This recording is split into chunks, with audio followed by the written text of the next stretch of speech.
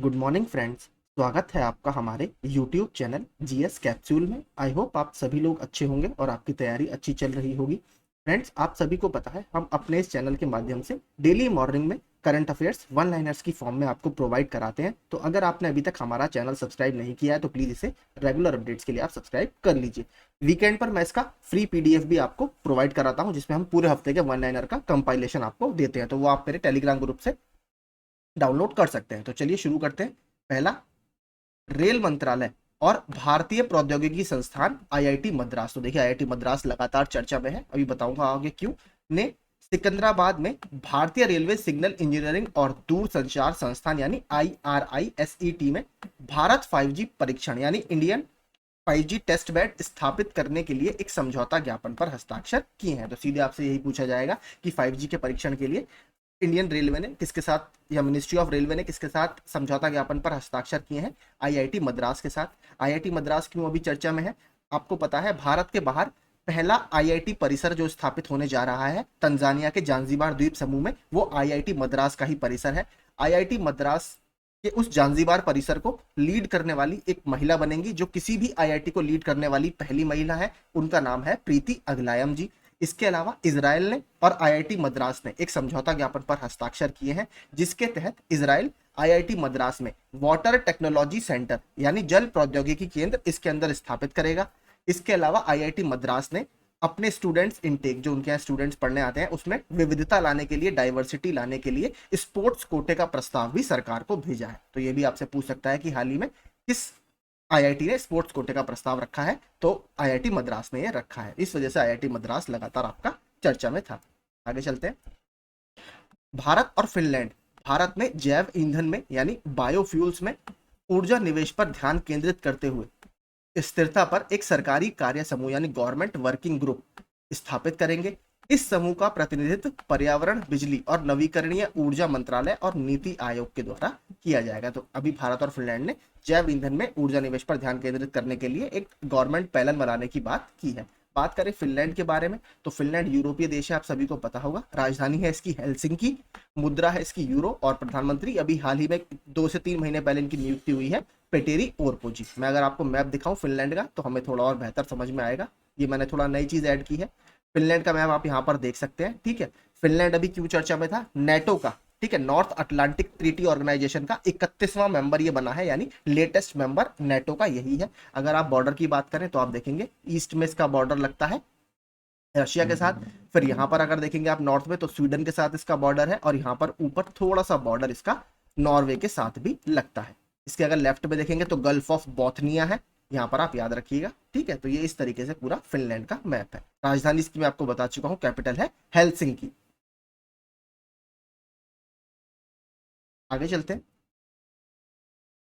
Observer research foundation यानी ORF ने मैसूर में, कर्नाटक में स्थित है, भारत की G20 प्रेसिडेंसी के तहत थिंक 20 शिखर सम्मेलन का आयोजन किया है। तो आपका हाल ही में थिंक 20 शिखर सम्मेलन कहां पर आयोजित किया गया? G20 के बैठक के रूप में ही आयोजित किया गया था कर्नाटक के मैसूर में। भारत के पास आपको पता है इस समय G20 की अध्यक्षता है, जो हमने इंडोनेशिया से हासिल की थी, और इसके बाद भारत के पास किसके पास जा रही है? ये ब्राजील के पास ये जाएगी। ठीक है, तो अभी देखते हैं हाल ही में G20 की और कौन कौन सी समिट चर्चा में रही। जुलाई के लास्ट वीक से हम देखेंगे G20 एम्पावर शिखर सम्मेलन, जिसका उद्घाटन आपका स्मृति जुबिन ईरानी जी ने किया था। ये गांधीनगर गुजरात में हुई है अभी 1 और 2 अगस्त को। वैश्विक अर्थव्यवस्था के लिए G20 हरित और सतत विकास एजेंडा, ये नई दिल्ली में बैठक हुई है। चौथी पर्यावरण और जलवायु स्थिरता कार्य समूह की बैठक, ये चेन्नई तमिलनाडु में आयोजित की गई है। तीसरा G20 आपदा जोखिम न्यूनीकरण कार्य समूह, ये भी आपका चेन्नई तमिलनाडु में आयोजित की गई है। इसके अलावा श्रम और रोजगार मंत्रियों की बैठक इंदौर मध्य प्रदेश में 21 जुलाई को आयोजित की गई थी। तो हाल ही में ये सभी G20 की समिट चर्चा में रही। ये देखिए बहुत इंपॉर्टेंट इस बार का प्रश्न है। केंद्रीय विज्ञान और प्रौद्योगिकी राज्य मंत्री जितेंद्र सिंह ने नई दिल्ली में भारत का पहला स्वदेशी रूप से विकसित, इसीलिए बहुत इंपॉर्टेंट है क्योंकि इंडिजेनसली डेवलप्ड या स्वदेशी रूप से विकसित भारत का ये अगली पीढ़ी का यानी नेक्स्ट जनरेशन चुंबकीय अनुनाद इमेजिंग स्कैनर यानी MRI स्कैनर, जो आप हॉस्पिटल्स में MRI वगैरह कराते हैं, जिसका पूरा नाम होता है मैग्नेटिक रेजोनेंस इमेजिंग, ये भी पूछता रहता है। ठीक है, इमेज की स्पेलिंग गलत हो गई, यहाँ पर ए आएगा, माफी चाहूंगा। ठीक है, इमेजिंग स्कैनर लॉन्च किया गया है। तो याद रखिएगा MRI की full form magnetic resonance imaging scanner. यह है बायोफार्मा मिशन। तो ठीक है, डिपार्टमेंट ऑफ बायोटेक्नोलॉजी के द्वारा, ठीक है, जैव प्रौद्योगिकी विभाग के द्वारा नेशनल बायोफार्मा मिशन एक लॉन्च किया गया था। उसमें एक इंपॉर्टेंट बॉडी है बिराक, BIRAC, उसको बोला जाता है biotechnology industry research assistance council. तो ये वही है हिंदी में, जैव प्रौद्योगिकी उद्योग अनुसंधान सहायता परिषद। तो ये इसके लिए एक बड़ी उपलब्धि है, तो याद रखिएगा इन्होंने इसको डेवलप किया है।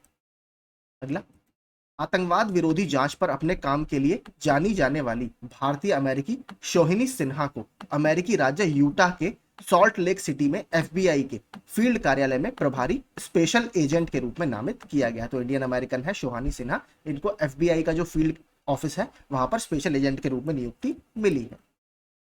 दीपक शोनाय को ग्लोबल विजनरी एंटरप्रेन्योर अवार्ड यानी वैश्विक दूरदर्शी उद्यमी अवार्ड से सम्मानित किया गया है। तो याद रखिएगा ये वाला अवार्ड भी चर्चा में था। इसके अलावा कुछ हाल के पुरस्कार जो चर्चा में रहे वो देख लेते हैं। सर्वश्रेष्ठ प्रबंधित फार्मास्यूटिकल सस्टेनेबल ऑर्गेनाइजेशन पुरस्कार, यानी कौन सी ऐसी दवाई की मैन्युफैक्चरिंग कंपनी है जो सबसे अच्छी मैनेज की गई है, वो है मेडेक dragon private limited. Lokmanya Tilak राष्ट्रीय पुरस्कार 2023 पुणे में भी हाल ही में नरेंद्र मोदी जी को दिया गया है और ये इसके 41वें प्राप्त करता है। महाराष्ट्र सरकार का पहला उद्योग रत्न पुरस्कार किसको दिया गया है? टाटा समूह के चेयरमैन रतन टाटा जी को।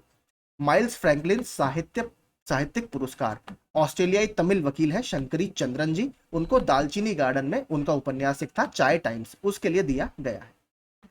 लाइफ टाइम अचीवमेंट अवार्ड किसको मिला है? ANI के संस्थापक हैं प्रेम प्रकाश जी, तो उनको ये दिया गया है। आगे चलते हैं, अगला देखते हैं। चीन और संयुक्त अरब अमीरात, ये बहुत इंपॉर्टेंट है, क्यों? क्योंकि ये पहला ट्रेनिंग एक्सरसाइज है अपनी तरह का। तो चीन और UAE यानी संयुक्त अरब अमीरात की वायु सेनाएं पहला संयुक्त प्रशिक्षण फॉल्कन शील्ड 2023 आयोजित करेंगी। तो अभी संयुक्त अरब अमीरात और चीन दोनों ही कुछ चर्चा में रहे, बता देता हूं क्यों। चीन की प्राइवेट कंपनी है, उसने सबसे पहले मेथेन बेस्ड एक रॉकेट फ्यूल अभी लॉन्च किया था, याद रखिएगा, ठीक है। मेथेन आधारित फ्यूल से उन्होंने रॉकेट लॉन्च किया था, तो चीन ऐसा करने वाला दुनिया का पहला देश बन गया था।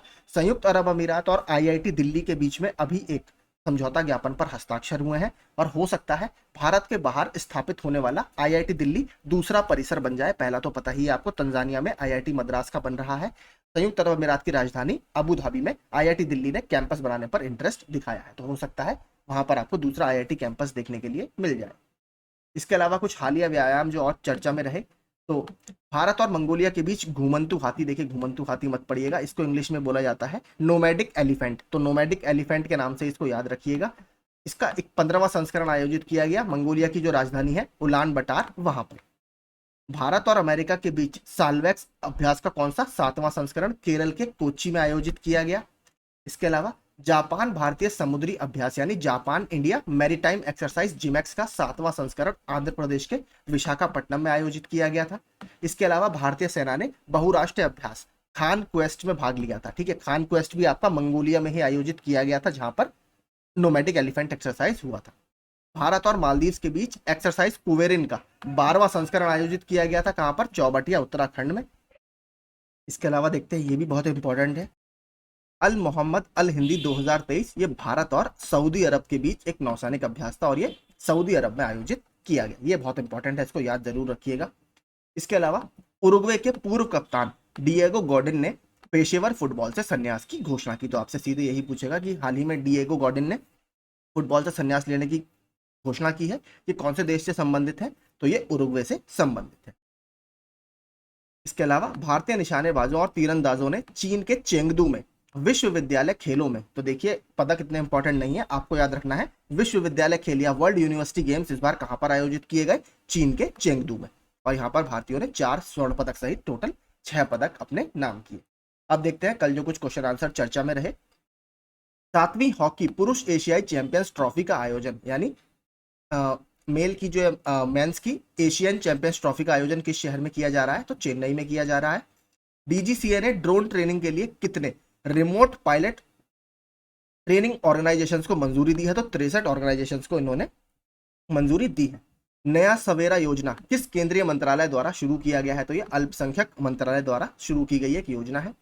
ये बहुत इंपॉर्टेंट है। देखिए, आकाश मिसाइल के पहले रेडियो फ्रिक्वेंसी सीकर का निर्माण कर किसके द्वारा किया गया है? तो भारत डायनामिक्स लिमिटेड के द्वारा किया गया है। इसके अभी नए MD भी नियुक्त किए गए हाल ही में, A माधव राव जी, याद रखिएगा। भारत डायनेमिक्स लिमिटेड के ए माधव राव जी नए अभी अध्यक्ष बनाए गए हैं, एमडी बनाए गए हैं।